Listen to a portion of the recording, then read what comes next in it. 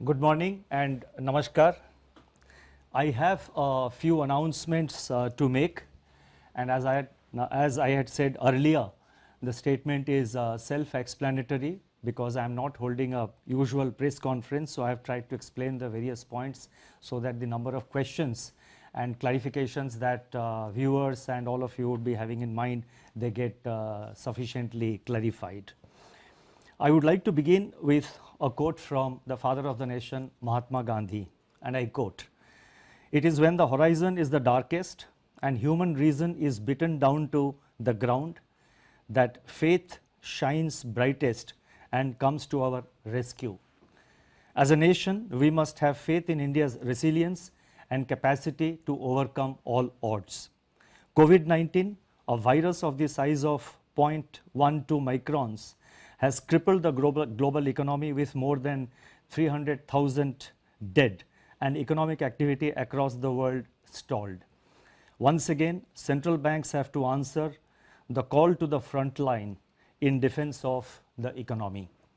The recent release of macroeconomic data that for the first time revealed the damage wrought by COVID-19 brought forward the need for an off-cycle meeting of the Monetary Policy Committee, that is the MPC, in lieu of the earlier scheduled meeting between June 3rd to 5th, 2020. Over the last 3 days, that is 20th, 21st and 22nd, the MPC reviewed the domestic and global developments and their implications for the outlook. After extensive discussions, the MPC voted unanimously for a reduction in policy repo rate and for maintaining the accommodative stance of monetary policy as long as necessary to revive growth and to mitigate the impact of COVID-19 while ensuring that inflation remains within the target. On the quantum of reduction, the MPC voted with a 5:1 majority to reduce the policy repo rate by 40 basis points, 40 basis points from 4.4% to 4%. Consequently, the MSF rate and the bank rate now stand reduced to 4.25% and reverse repo rate stands reduced to 3.35%. Before I lay out the backdrop, the rational and expected outcomes of the MPC's decisions, I wish to thank the committee members for their valuable contribution during the deliberations. I would also like to thank my colleagues in the RBI who have been working tirelessly in RBI's fight against COVID-19. My gratitude goes out to our teams for their intellectual support, analytical work and the logistical arrangements. A special word of praise for our team of what is now about 200 officers, staff and service providers who are working unstinted 24/7 in isolation away from their families in order to keep the essential RBI services available to the nation. Once again, I wish to express our admiration for the doctors, the healthcare and medical staff, police, law enforcement agencies, functionaries and personnel of the government, the private sector, banks and other financial institutions who have risen to the occasion day after day through the pandemic to ensure continuity in provision of all essential services. Our deepest gratitude to their families too. I would now like to provide an assessment of the current macroeconomic situation, both global and domestic. By all counts, the macroeconomic and financial conditions are austere. The global economy is inexorably headed into recession. The global manufacturing PMI contracted to an 11-year low in April 2020. The global services PMI recorded its steepest decline in the history of the index. Among advanced economies that have released GDP readings for Q1 of 2020, contractions were in the range of 3.4% to 14.2%. For emerging market economies, the growth rate ranged between 2.9% and minus 6.8%. EMEs face additional pressures in the form of capital outflows and asset price volatility from the bouts of turbulence afflicting financial markets. The plunge in crude prices has dried up budgetary revenues for oil exporters. On the other hand, oil importers have been denied terms of trade gains by the crushing blow to demand delivered by the pandemic. According to the UNCTAD, the value of global trade contracted by 3% in Q1. The volume of world trade can shrink by 13 to 32% in the current year as projected by the WTO. Global financial markets have calmed after a turbulent period in March and volatility has ebbed, but markets have generally been disconnected from the developments in the real economy. Relatively unsung, global policy response by central banks and governments has been unprecedented. Let me now turn to the domestic developments. Domestic economic activity has been impacted severely by the 2 months lockdown. The top 6 industrialized states in India that account for 60% of our industrial output are largely in the red and orange zones.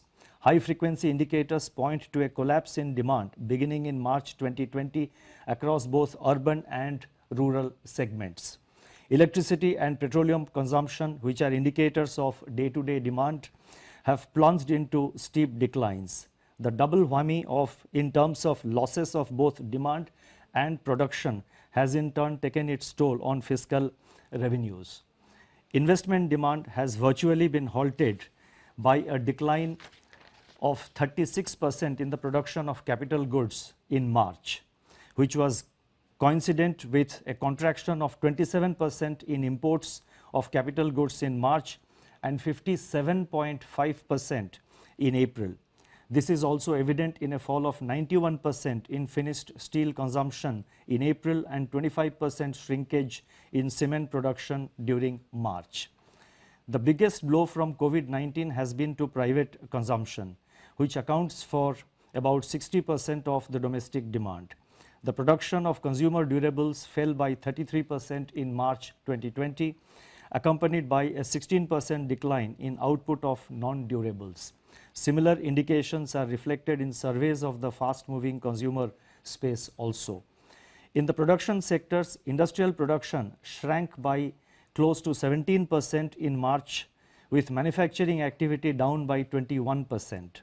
The output of core industries, which constitutes about 40% of overall industrial production, contracted by 6.5%. In conformity, the manufacturing PMI for April recorded its sharpest deterioration to 27.4, spread across all sectors.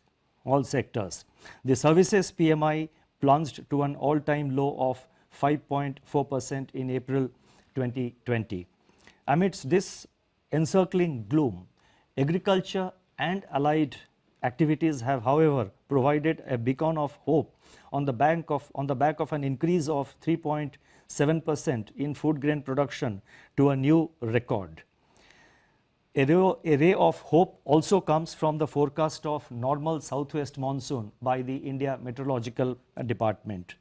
By 10th May 2020, up to which the latest information is available, Kharif sowing was higher by 44% compared to the last year's acreage. Rabi procurement is in full flow in respect of oilseeds, pulses, wheat, benefiting the bumper harvest. These developments will support farm incomes, improve the terms of trade facing the farm sector and strengthen food security for the country. Going forward, these would also have a salutary effect on food price pressures. The inflation outlook has become complicated by the release of partial information on the Consumer Price Index by National Statistics Organization, obscuring a comprehensive assessment of the price situation. From the incomplete data that have been made available, food inflation, which had eased in January, from its January 2020 peak for next 2 months, that is during February and March. Now suddenly they have reversed and surged to 8.6% in April as supply disruptions took their toll, immune to the ongoing demand compression. Prices of vegetables, pulses, oilseeds, milk and cereals emerged as pressure points. In the external sector, India's merchandise exports and imports suffered their worst slump in the last 30 years as COVID-19 paralyzed world production and demand. India's merchandise exports plunged by 60.3% in April, while imports contracted by 58.6%.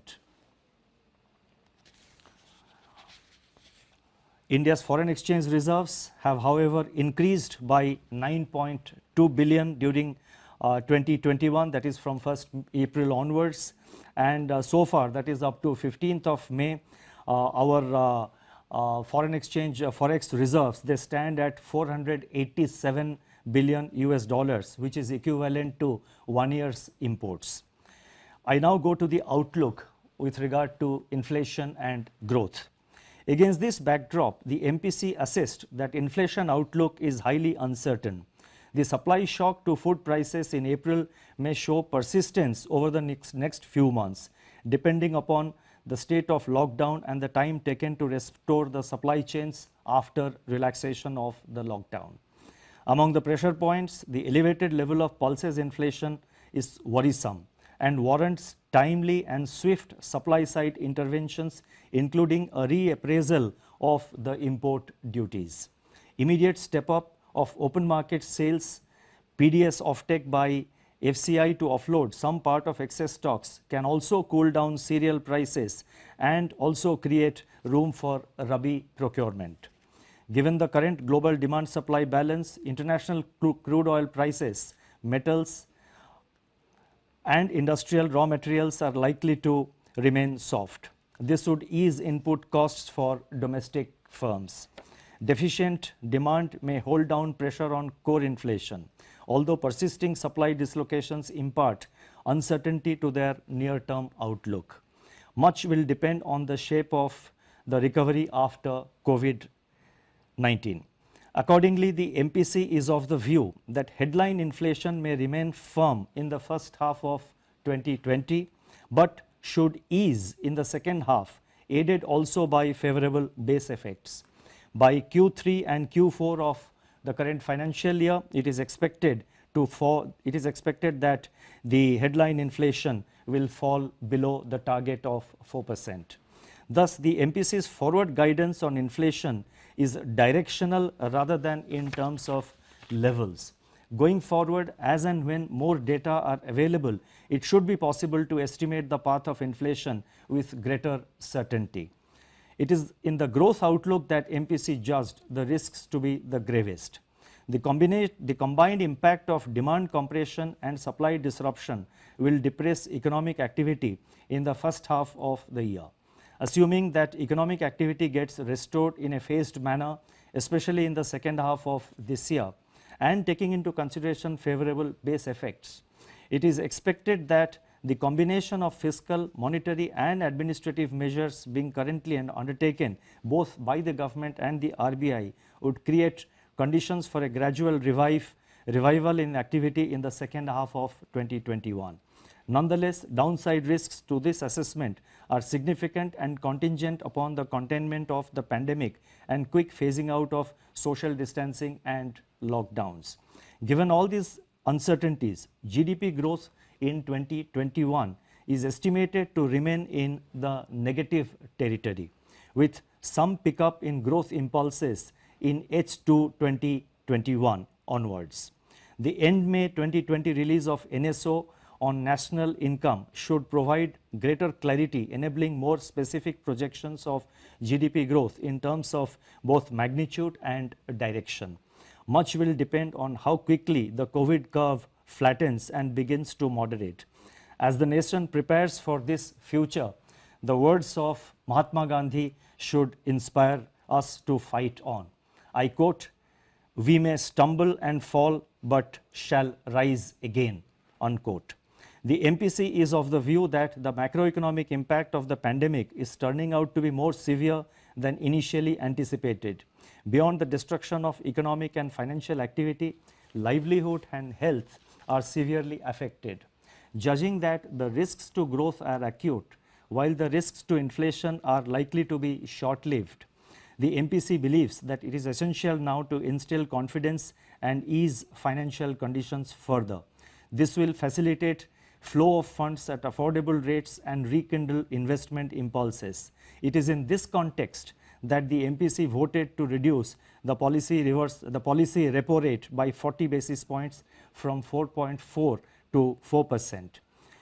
If the inflation trajectory evolves as expected, more space will open up to address the risks to growth. Now, I now turn to some regulatory and development policy announcements.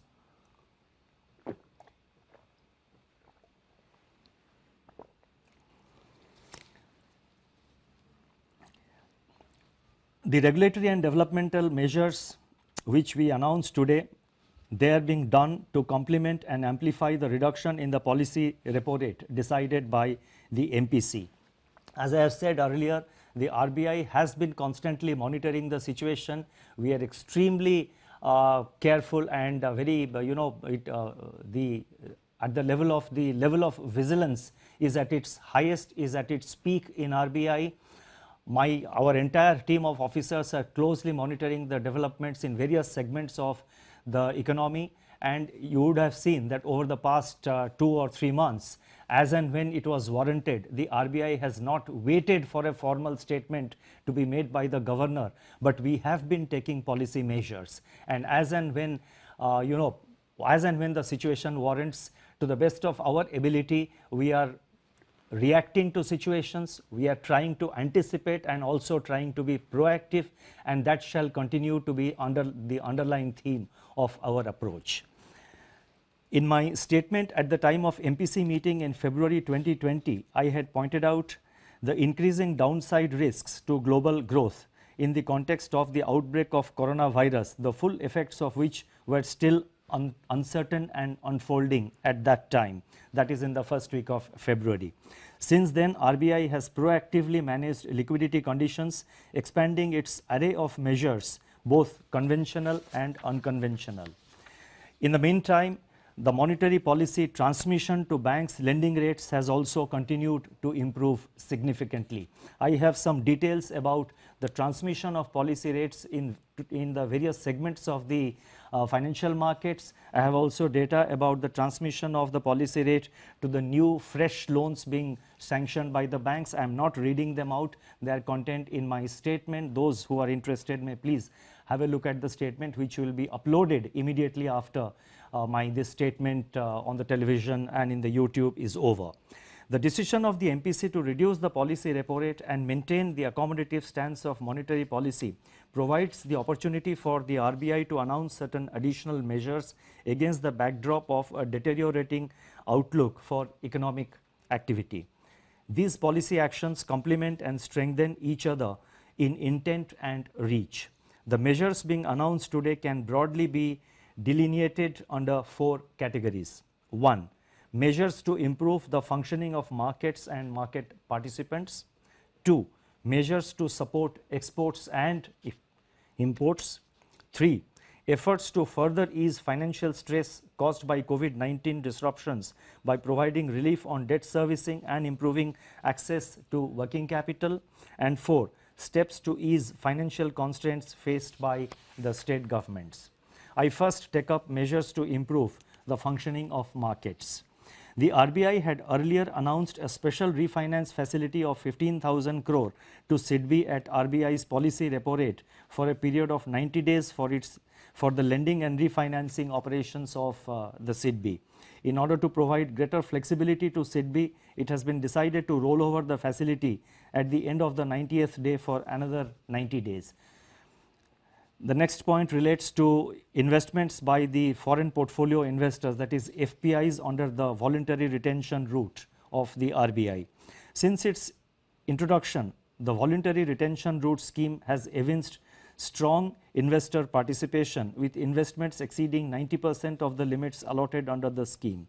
In view of the difficulties expressed by FPIs and their custodians on account of COVID-19 related disruptions in adhering to the condition that at least 75% of allotted limits be invested within 3 months, it has been decided that an additional 3 months' time will be allowed to FPIs to fulfill this requirement. The next set of measures relate to our effort to support exports and imports. The deepening of the contraction in global activity and trade accentuated by rapid spread of COVID-19 has crippled external demand. In turn, this has impacted India's exports and imports, both of which have contracted sharply in the recent months. In view of the importance of exports and imports to the economy, certain measures are being taken to support the foreign trade sector. The first measure relates to export credit. In order to alleviate genuine difficulties being faced by exporters in their production and realization cycles, it has been decided to increase the maximum permissible period of pre-shipment and post-shipment export credit sanctioned by the banks from the existing 1 year to 15 months for disbursements made up to July 31st, 2020. The next measure relates to liquidity facility for the Exim Bank of India. In order to enable the Exim Bank to meet its foreign currency resource requirements, it has been decided to extend a line of credit of rupees 15,000 crore to the Exim Bank for a period of 90 days with rollover of up to 1 year, so as to enable it to avail a US dollar swap facility. Next measure relates to extension of time for payment for imports. With a view to providing greater flexibility to importers in managing their operating cycle in a COVID-19 environment, it has been decided to extend the time period for completion of outward remittances against normal imports, that is excluding import of gold, diamonds and precious stones and jewelry, into India from 6 months to 12 months from the date of shipment of such imports made on or before July 31st, 2020. The next set of measures relate to measures to ease the financial stress. The RBI had earlier on 2 separate occasions, on March 27th and on April 17th, when I made statements in the media. The RBI had announced on both these occasions certain regulatory measures pertaining to granting of 3 months moratorium on term loan installments. That is the first one we had announced. 2, deferment of interest for 3 months on working capital facilities. 3, easing of working capital financing requirements by reducing margins or reassessment of working capital cycle. 3, exemption from being classified as defaulter in supervisory reporting and reporting to credit information companies. 5, I think 1, 2, 3, 4, 5, I am just listing out. It's possible that I missed to, that exemption probably was number 5, exemption from being classified as defaulter. I think that was 4. The 5th point is extension of resolution timelines for stressed assets, and the 6th point was asset classification standstill by excluding the moratorium period of 3 months. So all these measures we have announced on 27th of March and on April 17th, essentially arising from this 3 months time we gave 3 months moratorium we allowed on the term loans, then on working capital we allowed certain relaxations and associated measures. In view of the extension of the lockdown and continuing disruptions on account of COVID-19, the above measures are being further extended by another 3 months from 1st June till 31st August, taking the total period of applicability of the measures to 6 months, that is from 1st March to 31st August 2020.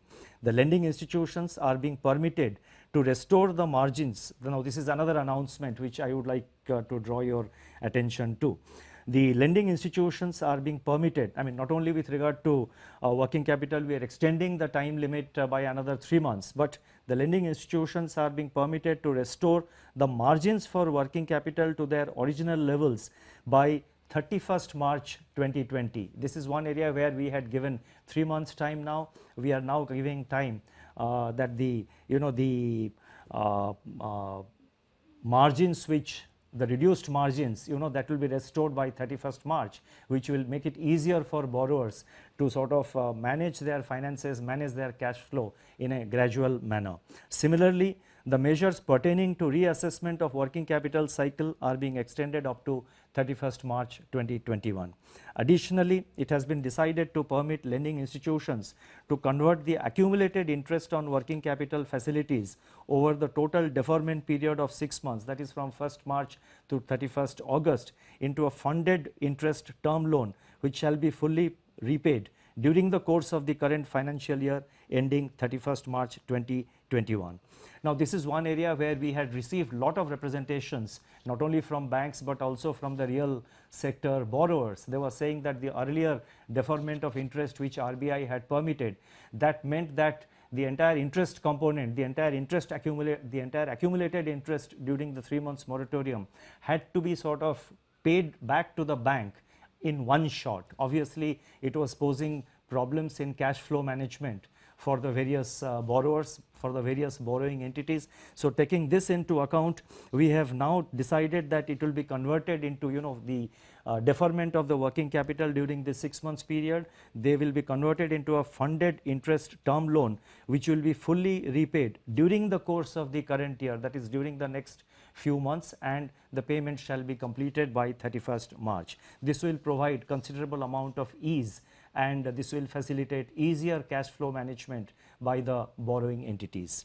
In view of the current difficulty in raising resources from capital markets, the group exposure limit of banks is being increased from 25% to 30% of eligible capital base for enabling the corporates to meet their funding requirement from banks.